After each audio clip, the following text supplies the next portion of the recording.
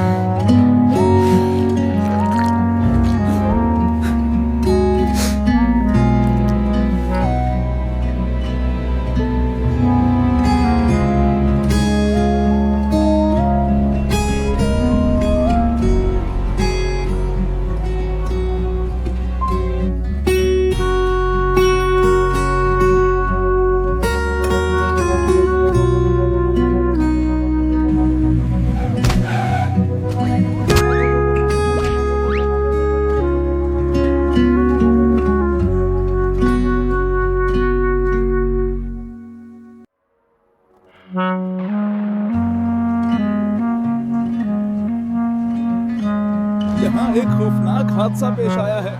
बिल्ली को शदीद चोटें आई हैं और उसे अस्पताल मुंतकिल किया जा रहा है।